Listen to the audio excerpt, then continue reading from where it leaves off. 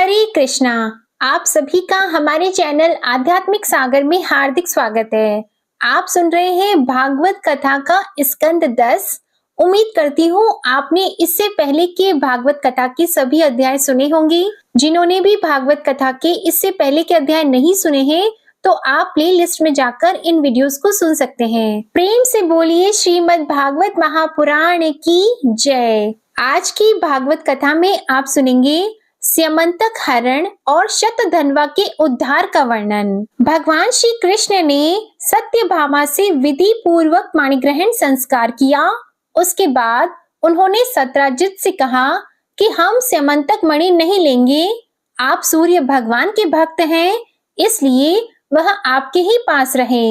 हम तो केवल उसके फल के अर्थात उससे निकले हुए सोने के अधिकारी हैं, वही आप हमें दे दिया करें। श्री सुखदेव जी कहते हैं, परीक्षित, यद्यपि भगवान श्री कृष्ण को इस बात का पता था कि लाक्षागृह की आग से पांडवों का बाल भी बाका नहीं हुआ है, तथापि जब उन्होंने सुना कि कुंती और पांडव जल मरे, तब उस समय का कुल परंपरा उचित व्यवहार करने के लिए वे बलराम जी के साथ हस्तिनापुर गए। वहां जाकर भीष्म पितामह, कृपाचार्य, विदुर, गांधारी और द्रोणाचार्य से मिलकर उनके साथ संवेदना, सहानुभूति प्रकट की और उन लोगों से कहने लगे, हाय हाय, यह तो बड़े ही दुख की बात हुई। भगवान श्री कृष्ण के हस्तिनापुर चले जाने से द्वारका में अक्रूर और कृतवर्मा को अवसर मिल गया।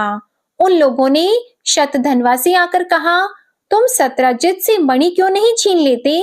सत्राजित ने अपनी श्रेष्ठ कन्या सत्यभामा का विवाह हमसे करने का वचन दिया था और अब उसने हम लोगों का तिरस्कार करके उसे श्री कृष्ण के साथ ब्याह दिया है। अब सत्राजित भी अपने भाई प्रसेन की तरह क्यों न यमपुरी में जाए? शतधन्वा पापी था और अब तो उसकी मृत्यु भी उसके सिर पर नाच रही थी। अक्रूर और कृतवर्मा के इस प्रकार बहकाने पर शतधन्वा उनकी बातों में आ गया और उस महादुष्ट ने लोभवश सोए हुए सत्राजित को मार डाला। इस समय स्त्रियां अनाथ के समान रोने और चिल्लाने लगीं, परंतु शतधन्वा ने उनकी ओर तनिक भी ध्यान न दिया। जैसे कसाई पशुओं की हत्या कर डालता है, वैसे ही वह सत्राजित को मारकर और मणि लेकर वहां से चंपत हो गया। सत्यभामा जी को यह देखकर कि मेरे पिता मार डाले गए हैं, बड़ा शोक हुआ और वे हाय पिताजी, मैं मारी गई, इस प्रकार पुकार पुकार कर विलाप करने लगी। बीच बीच में वे बेहोश हो जाती और होश में आने पर फिर विलाप करने लगती। इसके बाद उन्होंने अपने पिता के शव को तेल के कड़ाहे में रखवा दिया और आप हस्तिनापुर को गईं। उन्होंने बड़े दुख से भगवान श्री कृष्ण को अपने पिता की हत्या का वृतांत सुनाया। यद्यपि इन बातों को भगवान श्री कृष्ण पहले से ही जानते थे। परीक्षित, सर्वशक्तिमान भगवान श्री कृष्ण और बलराम जी ने सब सुनकर मनुष्यों की सी लीला करते हुए अपनी आंखों में आंसू भर लिए और विलाप करने लगे कि अहो, हम लोगों पर तो यह बहुत बड़ी विपत्ति आ पड़ी। इसके बाद भगवान श्री कृष्ण सत्यभामा जी और बलराम जी के साथ हस्तिनापुर से द्वारका लौट आए और शतधन्वा को मारने तथा उससे मणि छीनने का उद्योग करने लगे। जब शतधन्वा को यह मालूम हुआ कि भगवान श्री कृष्ण मुझे मारने का उद्योग कर रहे हैं, तब वह बहुत डर गया और अपने प्राण बचाने के लिए उसने कृतवर्मा से सहायता मांगी। तब कृतवर्मा ने कहा, भगवान श्री कृष्ण और बलराम जी सर्वशक्तिमान ईश्वर हैं, मैं उनका सामना नहीं कर सकता। भला ऐसा कौन है जो उनके साथ वैर बांधकर इस लोक और परलोक में सकुशल रह सके? तुम जानते हो कि कंस उन्हीं से द्वेष करने के कारण राज्य लक्ष्मी को खो बैठा और अपने अनुयायियों के साथ मारा गया। जरासंध जैसे शूरवीर को भी उनके सामने 17 बार मैदान में हारकर बिना रथ के ही अपनी राजधानी में लौट जाना पड़ा था। जब कृतवर्मा ने उसे इस प्रकार टका सा जवाब दे दिया, तब शतधन्वा ने सहायता के लिए अक्रूर जी से प्रार्थना की। उन्होंने कहा, भाई, ऐसा कौन है जो सर्वशक्तिमान भगवान का बल पौरुष जानकर भी उनसे वैर विरोध ठाने, जो भगवान खेल खेल में ही इस विश्व की रचना, रक्षा और संहार करते हैं तथा जो कब क्या करना चाहते हैं इस बात को माया से मोहित ब्रह्मा आदि विश्व विधाता भी नहीं समझ पाते, जिन्होंने 7 वर्ष की अवस्था में जब वे निरी बालक थे एक हाथ से ही गिरिराज गोवर्धन को उखाड़ लिया और जैसे नन्हे नन्हे बच्चे बरसाती छत्ती को उखाड़कर हाथ में रख लेते हैं, वैसे ही खेल खेल में 7 दिनों तक उसे उठाए रखा। मैं तो उन भगवान श्री कृष्ण को नमस्कार करता हूँ। उनके कर्म अद्भुत हैं। वे अनंत अनादि एक रस और आत्म स्वरूप हैं। मैं उन्हें नमस्कार करता हूँ। जब इस प्रकार अक्रूर जी ने भी उसे कोरा जवाब दे दिया, तब शतधन्वा ने स्यमंतक मणि उन्हीं के पास रख दी और आप 400 कोस लगातार चलने वाले घोड़े पर सवार होकर वहां से बड़ी फुर्ती से भागा। परीक्षित, भगवान श्री कृष्ण और बलराम दोनों भाई अपने उस रथ पर सवार हुए जिस पर गरुड़ चिन्ह से चिन्हित ध्वजा फहरा रही थी और बड़ी वेग वाले घोड़े जुते हुए थे। अब उन्होंने अपने श्वशुर सत्राजित को मारने वाले शतधन्वा का पीछा किया। मिथिलापुरी के निकट एक उपवन में शतधन्वा का घोड़ा गिर पड़ा। अब वह उसे छोड़कर पैदल ही भागा। वह अत्यंत भयभीत हो गया था। भगवान श्री कृष्ण भी क्रोध करके उसके पीछे दौड़े। शतधन्वा पैदल ही भाग रहा था, इसलिए भगवान ने भी पैदल ही दौड़कर अपने तीक्ष्ण धार वाले चक्र से उसका सिर उतार लिया और उसके वस्त्रों में स्यमंतक मणि को ढूंढा, परंतु जब मणि मिली नहीं तब भगवान श्री कृष्ण ने बड़े भाई बलराम जी के पास आकर कहा, हमने शतधन्वा को व्यर्थ ही मारा क्योंकि उसके पास स्यमंतक मणि तो है ही नहीं।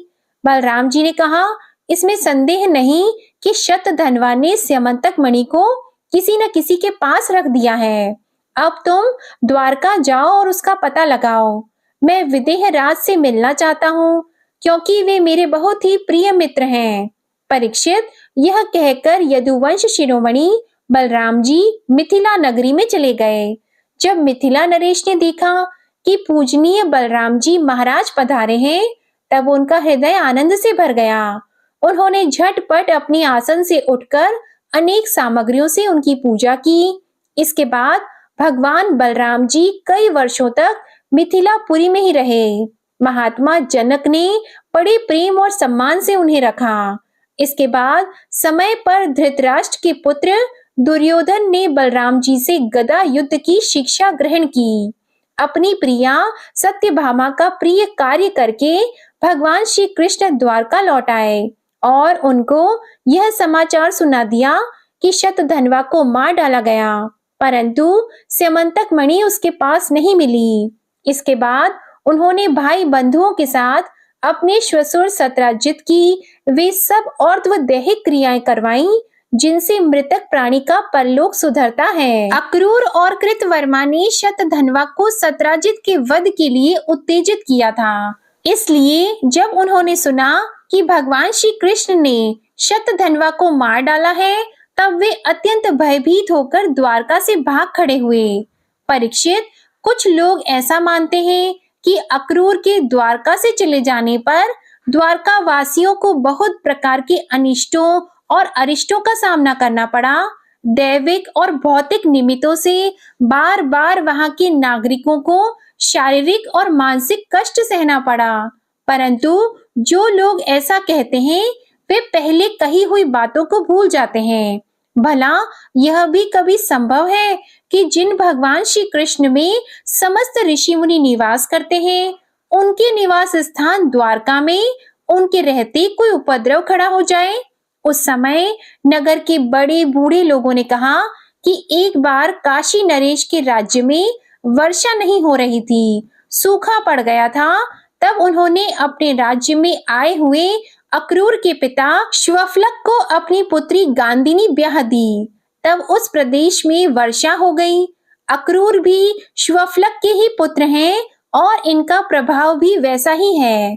इसलिए जहां जहां अक्रूर रहते हैं वहां वहां खूब वर्षा होती है तथा किसी प्रकार का कष्ट और महामारी आदि उपद्रव नहीं होते।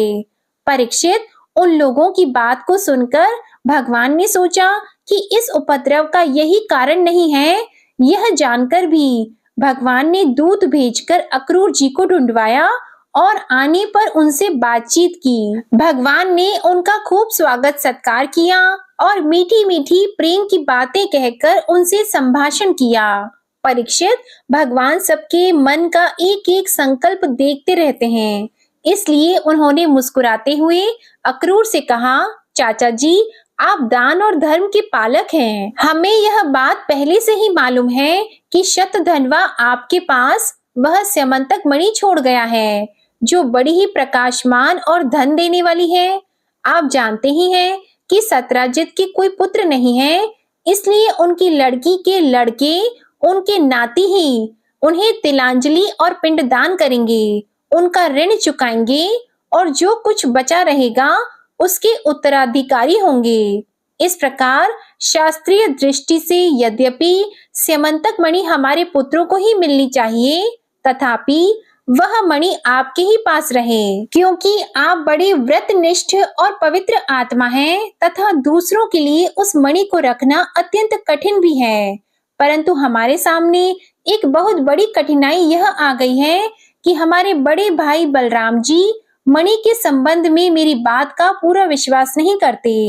इसलिए महाभाग्यवान अक्रूर जी, आप वह मणि दिखाकर हमारे इष्ट मित्र बलराम जी, सत्यभामा और जाम्बवती का संदेह दूर कर दीजिए और उनके हृदय में शांति का संचार कीजिए।